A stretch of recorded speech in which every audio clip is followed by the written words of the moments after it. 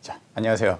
오늘 불교의 이해 내용은 최종적인 목표인 부처라는 것, 깨달은 자, 아라한이라는 것, 그게 뭐냐 이거죠. 목표를 분명하게 해야 됩니다. 두 번째는 그걸 하려면 무엇을 알아야 되는가, 어떻게 해야 하는가에 대한 이야기입니다. 먼저 이제 깨달은 자, 부처, 도대체 무엇을 깨달았나?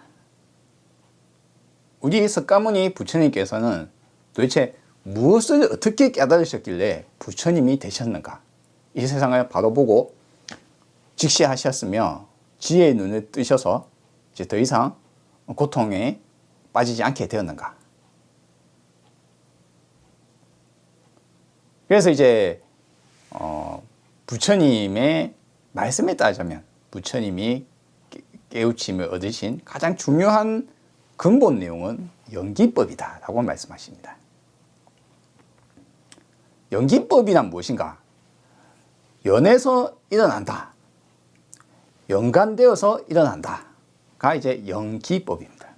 연기법은 이것이 일어나면 저것이 일어나고, 이것이 일어나지 않으면 저것이 일어나지 않으며, 이제 요거는 시간적 순서가 있는 겁니다. 이것이 일어나면 저것이 일어나고, 이것이 일어나지 않으면 저것이 일어나지 않는다.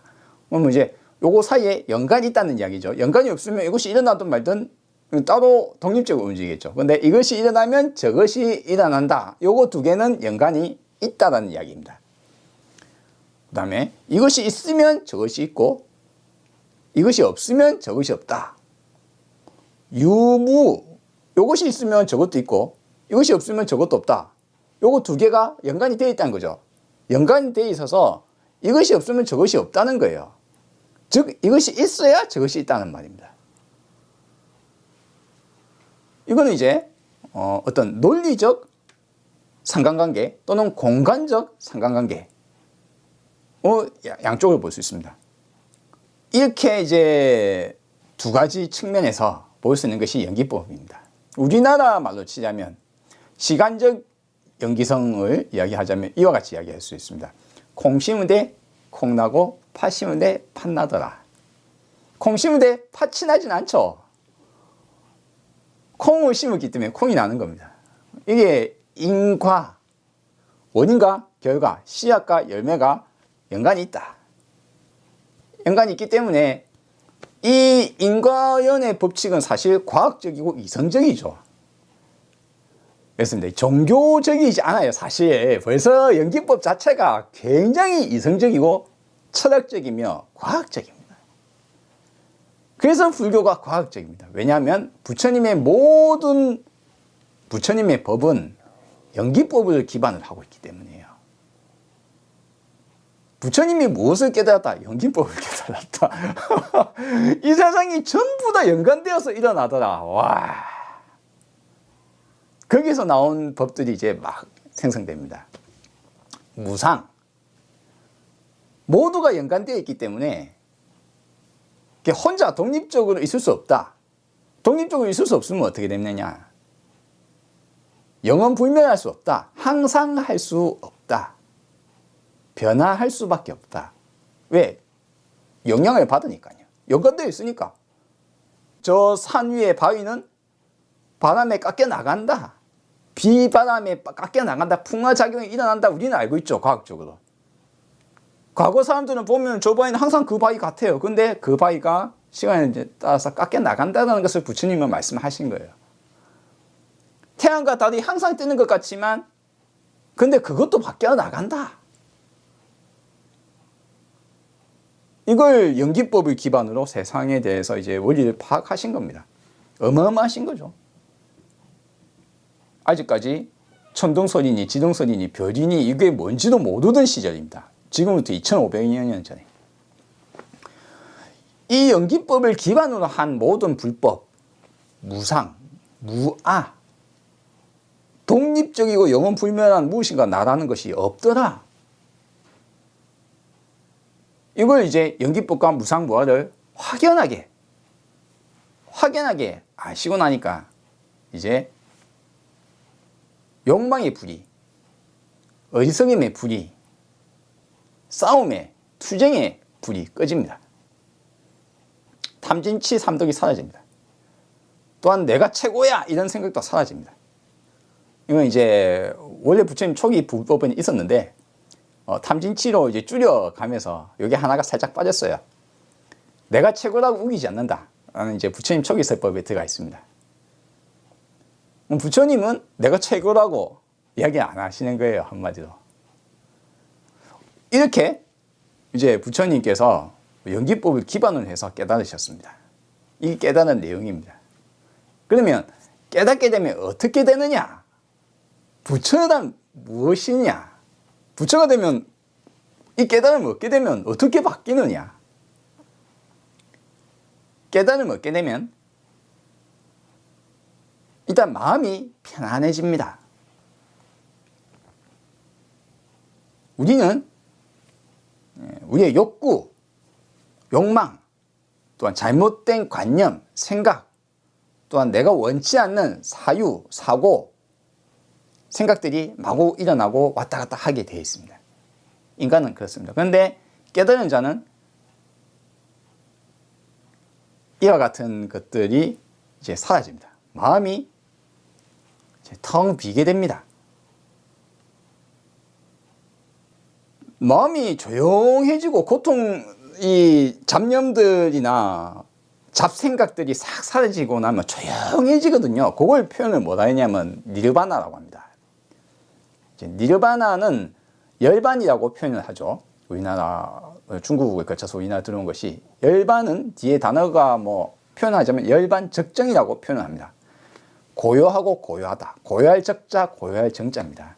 열반 상태, 불이 꺼진 상태, 욕심과 어리석음, 화냄, 내가 최고다 라는 생각들, 모든 것들이 싹 꺼진 상태, 자아, 에고의 불이 꺼진 상태, 나에 대한 집착 이런 것도 같이 꺼진 상태, 더 이상 구하지 않는 상태, 더 이상 배울 필요가 없는 상태, 깨달음에 대해서. 사람 평생 공부해야 됩니다. 뭘 공부해야 됩니까? 세상에 대해서, 지식에 대해서 배워야 됩니다. 새로운 것을. 근데 그거 말고 깨달음에 대해서는 더 이상 배울 게 없는 상태, 더 이상 구하지 않는 상태. 고통, 우리가 괴로움이라고 보통 이야기합니다. 고통, 괴로움을 이야기할 때 팔리어 쪽, 인도의 원어의 고통의 원어에 가까운 곳은 두카라고 하거든요. 이 두카는 불만족된 상태.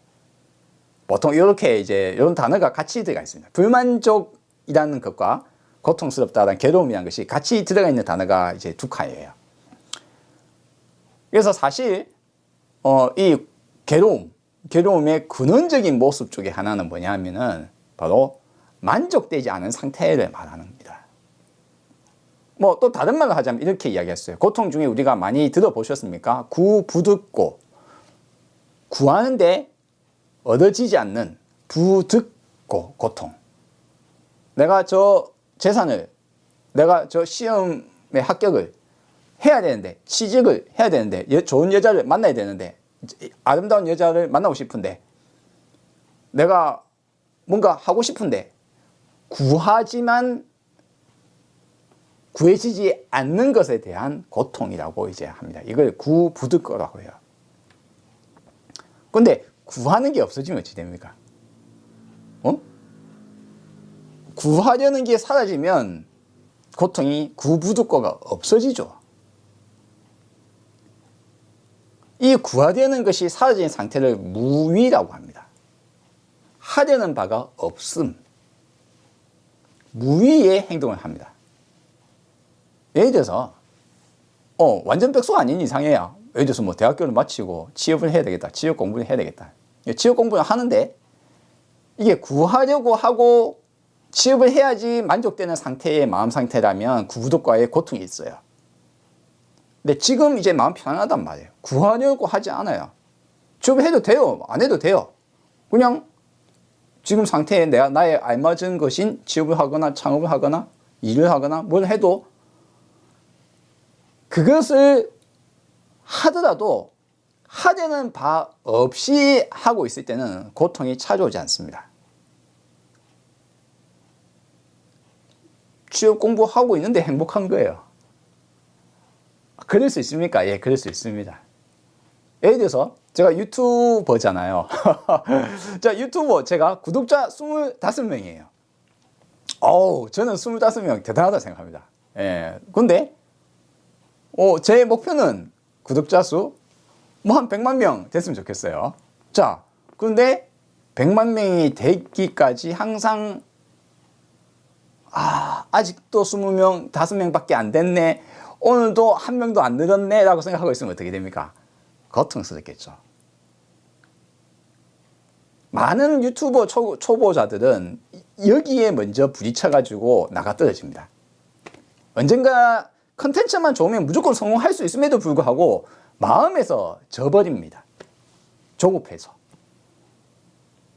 무위의 상태. 하려는 바 없이 해야 이 유튜버도 성공을 할 수 있어요. 어쨌거나 25명인데 마치 100만 명인 것처럼 행동을 하시면 됩니다. 이미 100만 명이야. 이 무위, 구하려는 바 마음에 그게 없어야지 25명인 유튜버임에도 불구하고 마음은 이미 100만 명인 것처럼 행동을 할 수 있고 그런 영상을 찍을 수 있습니다. 무위의 행동을 할 수 있습니다. 깨달은 자는 무위의 행동을 합니다. 더 이상 구하지 않습니다. 이미 완전해졌어요.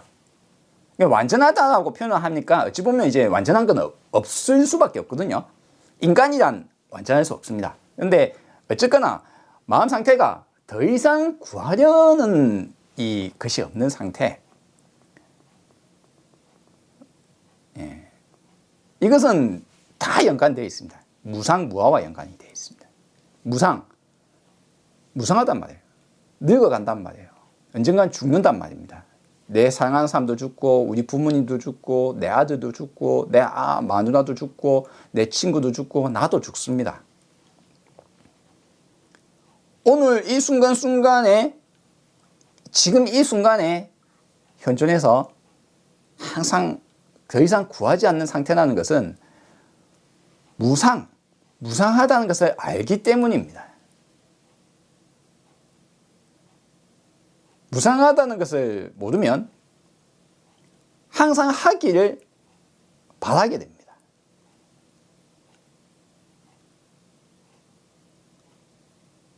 부모님이 돌아가시면 저도 슬프잖아요. 아버지, 재작년에 돌아가셨는데 굉장히 슬펐습니다. 어머니 돌아가시면 슬퍼할 거예요. 살아계신데. 근데 어머니 평생 살아계실 거 아니잖아요. 그걸 알아야 되는 겁니다. 그래야 헛된 고통에 빠지지 않습니다. 아들이 죽었습니다. 가슴이 미어지고 썩어 문드러지죠. 그런데 내 아들만 죽는 것은 아니다라는 겁니다.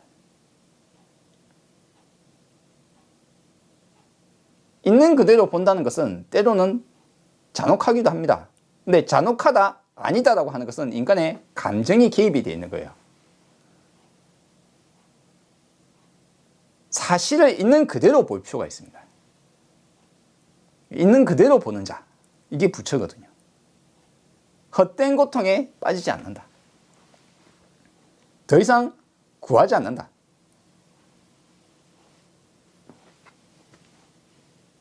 부처는 그래서 언제나 바로 보고 있는 자입니다. 이 바로 보는 자, 직시하는 자는 세상도 바로 보고 나도 바로 봅니다. 나라는 것은 우리가 보통 그냥 쉽게 표현하자면 몸과 정신, 육체와 정신으로 대충 좀 나눠 볼 수 있겠죠. 정신적인 측면도 보고 있고 육체적인 측면도 보고 있는 거예요. 항상 깨어있는 자는 예를 들어서 내가 허리가 아파요. 허리 아픈데 이것만 하고 그 다음날도 허리 아픈데 이것만 하고 허리 계속 아픈데 계속 아픈 걸 하게 되잖아요. 그럼 어찌 됩니까? 허리 고장납니다. 회사에서 욕을 먹어요. 스트레스 받았어요. 욕을 먹어요. 스트레스 받았어요. 욕을 먹어요. 스트레스 받았어요. 그러면 그걸 계속 참고 있다 보면 암에 걸리거나 위장병이 생기거나 뭔가 어딘가 고장납니다. 그 사람은 내 마음 상태, 내 육체 상태, 내 감정 상태를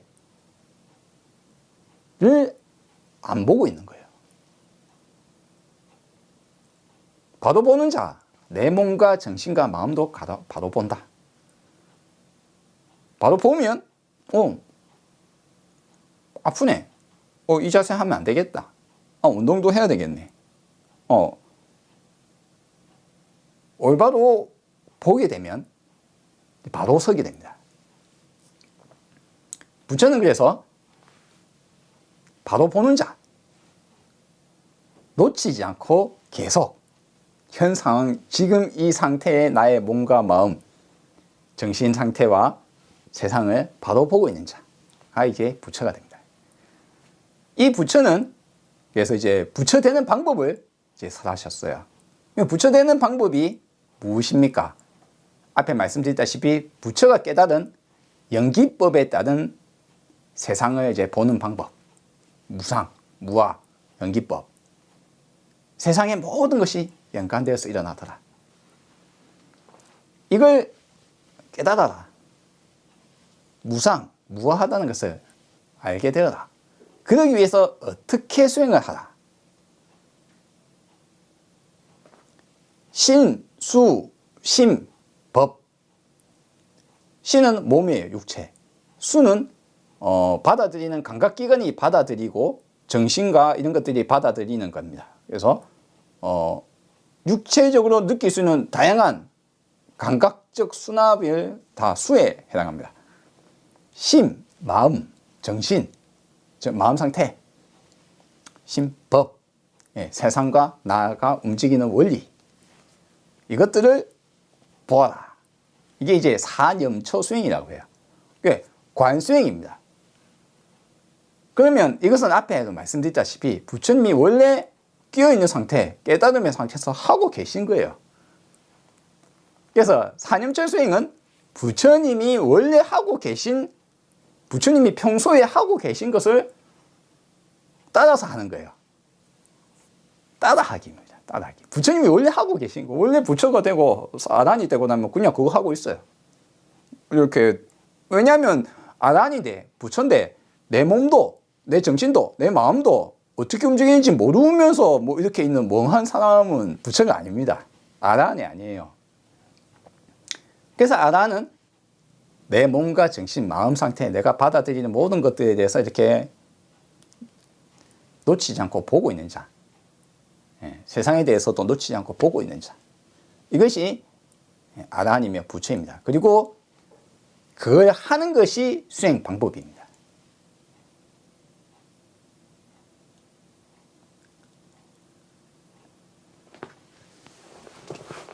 자, 여기에 더해서 이제 내 현존하는 상태, 이 정신 상태, 지금 이 순간에 놓치지 않고 이렇게 보기 위해서 잠시 이 상태, 부처의 정신 상태, 마음 상태에 가까운 어떤 상태가 도달하기 위해서 이제 선정 수행을 합니다. 이게 멈춤 수행이라고 합니다. 지관이라기도 하고 정해쌍수하기도 합니다. 많은 사람들이 계, 정, 해라는 3학을 들어보셨을 겁니다.